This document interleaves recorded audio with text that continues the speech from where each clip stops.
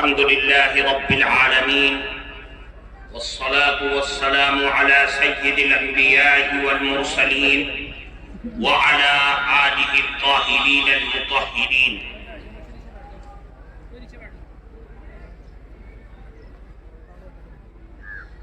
قال النبي صلى الله عليه وسلم: إن الله تبارك وتعالى قرأ طه وياسين قبل أن يخلق السماوات والأرض ب1000 عام، فلما سمعت الملائكة قالوا: طوبى لأمة ينزل هذا عليها، وطوبى لأجواف تحمل هذا، وطوبى لألسنة تتكلم هذا، أو كما قال رسول الله صلی اللہ علیہ وسلم. محترم حضرات علماء کرام اور عزیز طلبہ، آج کا یہ عظیم الشان پروگرام جو قرآن کی نسبت پر منعقد کیا گیا، اس کے تمام اغراض و مقاصد، اس کے اندر شرکت کرنے والوں کو پوزیشنوں کی بنیاد پر انعام دیا گیا، یہ تمام چیزیں آپ نے دیکھی اور سنی. ان پروگراموں کا مقصد صرف اور صرف یہ ہے کہ ہمارے اندر قرآن کی تعلیم، قرآن سے رغبت، قرآن سے عشق پیدا ہو جائے، اور ایسا عشق جو دنیا اور عالم برزخ اور عالم آخرت تینوں جگہوں پر ہمارے لیے رفع درجات، رحمت خداوندی کا ذریعہ بن جائے، ایسا عشق پیدا کرنا ہے. یہ انعامات جو آج دیے گئے ہیں، ان انعامات کی کوئی حیثیت نہیں. حیثیت یہ ہے کہ قرآن کی آیات، اس کے احکامات، اس کے پڑھنے کے انداز، لب و لہجہ، یہ تمام چیزیں قرآن سے جو تعلق رکھتی ہیں، وہ عشق آپ یہاں سے لے کر کے جائیں اور یہ عہد کر کے جائیں کہ جن کو اللہ نے اولاد دی ہے یا جن کو اولاد آئندہ ملنے والی ہے، وہ یہ عزم کرے کہ ہم اپنی اولاد کو قرآن سے تعلق اور قرآن سے نسبت اسی طریقے سے پیدا کریں گے جس طریقے سے ان بچوں نے آج ہمارے سامنے کر کے دکھلایا ہے. اگر یہ عہد کریں گے تو یاد رکھیے، آپ کا آنا، آپ کا بیٹھنا، آپ کا سننا اور ان مدرسے والوں کا یہ پروگرام کرنا، یہ سب کا سب سوارت اور کارآمد ہو جائے گا. میرے عزیز دوستو، قرآن کوئی معمولی چیز نہیں ہے. میں نے آپ کے سامنے ایک حدیث پڑھی، اس حدیث کے اندر اللہ کے نبی نے فرمایا کہ اللہ رب العزت والجلال نے آسمان و زمین کو بھی 1000 سال پیدا ہونے میں لگے گا. 1000 سال پہلے عرش پر بیٹھ کر کے اللہ نے قرأ طہ و یاسین، سورہ طہ اور سورہ یاسین کی تلاوت فرمائی. یاد رکھیے، اللہ اپنی زبان سے، جیسا کہ اس کی زبان ہے، اپنی قدرت کاملہ سے جیسا کہ اس کی قدرت ہے، عرش پر بیٹھ کر کے سورہ طہ اور سورہ یاسین کی تلاوت کر رہا ہے. کیا عالم ہوگا، کیا کیفیت ہوگی. 7 آسمانوں میں دھوم مچ گئی، 7 آسمانوں میں بےقلی پیدا ہو گئی. سارے فرشتے حیران اور ششدر رہ گئے جب سورہ طہ اور سورہ یاسین پڑھ کر کے اللہ نے ختم کیا. تو فلما سمعت الملائکہ، آسمانوں پر رہنے والے فرشتوں نے جب سورہ طٰہٰ اور سورہ یاسین کو سنا تو اسی وقت چیخ اٹھے، چلا اٹھے، بول اٹھے، اور ان کے دل اور ان کے قلب کے اندر یہ آواز پیدا ہو گئی، طوبیٰ طوبیٰ طوبیٰ لِأُمَّةٍ يَنزِلُ هَذَا عَلَيْهَا، کتنی خوش نصیب لوگ ہوں گے وہ، کتنی خوش نصیب امت ہوگی وہ جس کے اوپر اللہ اپنے اس کلام کو نازل فرمائیں گے۔ وہ خوش نصیب امت کون ہے؟ وہ آپ اور ہم ہیں، اللہ کے محبوب لاڈلے نبی جناب محمد رسول اللہ صلی اللہ علیہ وسلم کے صدقے، یہ کلاموں کا بادشاہ، یہ بادشاہوں کے بادشاہوں کا کلام، یہ قرآن کی آیات، یہ قرآن کے الفاظ اللہ نے ہمیں اور آپ کو دیا ہے۔ یہ قرآن کی عظمت بول رہی ہے، یہ قرآن کی رفعت بول رہی ہے۔ فرشتے بول اٹھے، کتنے خوش نصیب ہوں گے، کتنی خوش نصیب امت ہوگی وہ جس پر اللہ یہ قرآن کی آیات کو اتارے گی۔ پھر فرمایا ابھی آگ لگ رہی ہے سینے میں، فرشتوں کے دلوں میں عشق قرآن کی آگ لگی، بول اٹھے طوبیٰ لأجواف تحمل هذا، کتنے خوش نصیب دل، کتنے خوش نصیب سینے ہوں گے وہ جس سینوں کے اندر اللہ کی یہ آیات تیرتی ہوئی نظر آئیں گی، غوطہ لگاتی ہوئی نظر آئیں گی، اور چھوٹے چھوٹے بچے قرآن کی ان آیات کو ہل ہل کر کے اپنے سینے کے اندر محفوظ کریں گے۔ کتنے خوش نصیب دل اور کتنے خوش نصیب سینے ہوں گے۔ آج دیکھیے قرآن کی ان آیات کو آپ کے بچے رات اور دن لگا کر کے اپنے سینے میں محفوظ کرتے ہیں، اور کمال اور ہنر پیدا کر کے یہاں آ کر کے آج آپ کے سامنے انعام لے کر کے جا رہے ہیں۔ یہ قرآن کی آیات کی برکت ہے۔ اور پھر بس نہیں، ابھی عشق و محبت قرآن کی آیات کے جادو چل رہے ہیں، اور فرشتے یہ کہہ رہے ہیں طوبیٰ لألسنۃ تتکلم ھذا، کتنی خوش نصیب زبان ہوگی وہ جس زبان سے قرآن کی یہ آیات دنیا کی سرزمین پر لوگ پڑھیں گے۔ یہ قرآن کا اعجاز ہے۔ میرے عزیز دوستو، آج آپ کو یہ یہاں سے خیر سگالی کے طور پر یہ پیغام دیا جاتا ہے کہ قرآن کی ان آیتوں کو اپنی زندگی کے اندر بساؤ، اور اپنے بچوں اور بچیوں کا رشتہ قرآن سے مضبوط کرو۔ یہ قرآن ہے جو اپنے اندر ایسی شکتی اور ایسی طاقت رکھتا ہے جو دنیا کے ایٹم بموں کو فیل کر سکتا ہے، دنیا کے بڑے بڑے میزائلوں کو فیل کر سکتا ہے۔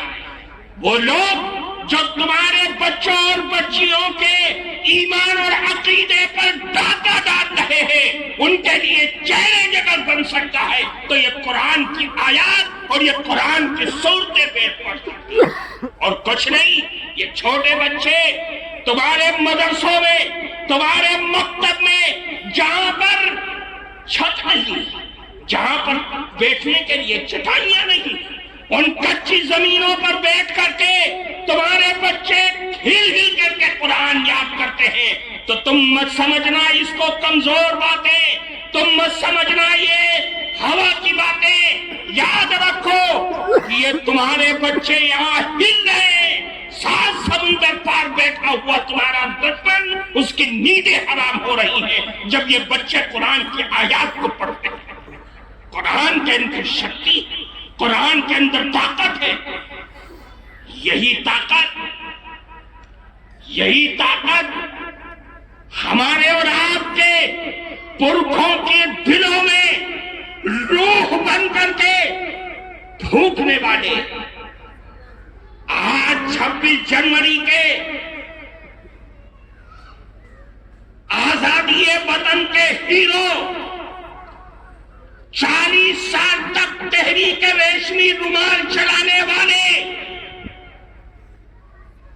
حاجی امداد اللہ مہاجر مکی، مولانا رشید احمد گنگوئی، مولانا قاسم نرگس پروردہ اور ان کے گلستان چمن کے کھلنے والا پھول حضرت شیخ الہند مولانا محمود حسن دیوبندی جو مکہ مکرمہ کے اندر قید کر کے مالٹا کے قید خانے میں 3 سال 7 مہینہ رہ کر کے آئے اور ہندوستان کی سرزمین 7 مہینہ قید میں رہ کر کے جو میرے دل میری آنکھوں نے میرے دماغ نے جو وہاں سے سبق لے کر کے آیا ہوں اپنی قوم کی رہبری کے لیے قوم کی حفاظت کے لیے وہ سبق 2 ہے کہ اگر میری قوم قرآن کو اپنے دامن سے پکڑ لے اور اپنی زندگی میں سمولے تو دنیا کی کوئی طاقت ان کو گمراہ نہیں کر سکتی ہے۔